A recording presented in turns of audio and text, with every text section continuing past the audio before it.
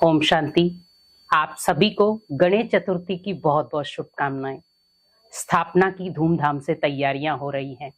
हर कोई अपने घर में गणपति जी को लाने की तैयारियां कर रहे हैं, लेकिन हमें ये साथ साथ ध्यान रखना है कि गणपति जी को विघ्न विनाशक कहा जाता है। तो क्यों ना हम अपने घर के भी जो भी विघ्न हैं, जो कला क्लेश हैं, उन्हें निकाल दें, क्योंकि गणपति जी को लाना शुभ माना जाता है।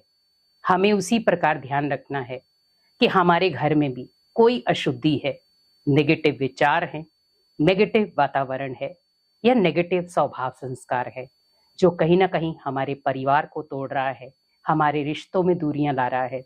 तो इस गणपति में हमें यही ध्यान रखना है कि गणपति जी को लाते समय संकल्प यही करें कि मैं अपने घर में गणपति जी को स्थापित कर रहा हूँ। मुझे उन्हें स्थापित नहीं करना है, लेकिन अपने घर का शुद्धिकरण भी करना है।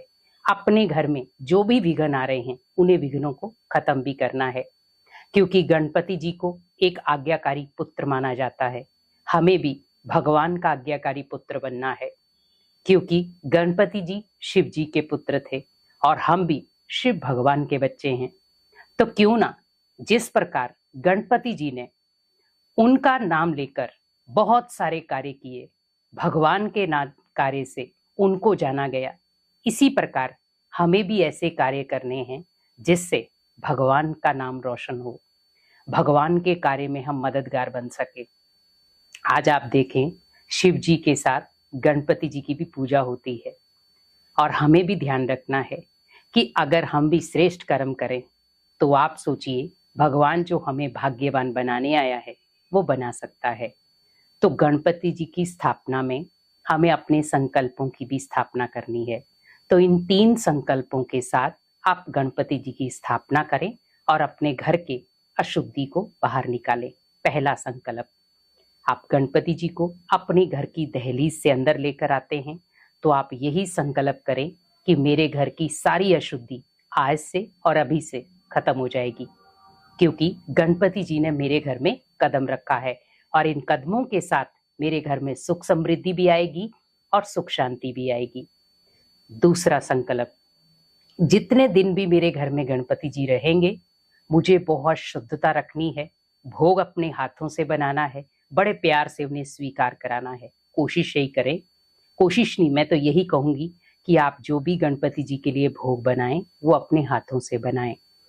तो क्योंकि जब हम अपने हाथों से भोग बनाते हैं तो उसमें शुद्धि होती है, भावना होती, प्यार होता है और स्नेह होता है।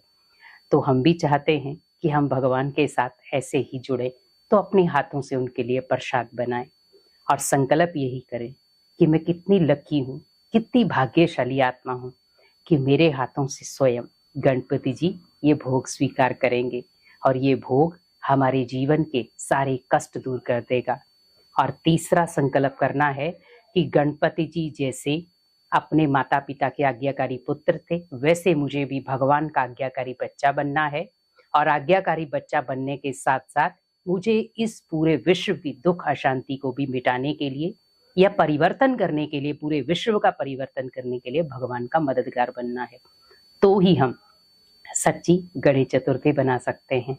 तो इसीलिए इस गणेश चतुर्थी स्थापना के साथ साथ इन 3 संकल्पों को लें और 3 संकल्पों के साथ अपने घर में सुख समृद्धि लाएं। ओम शांति।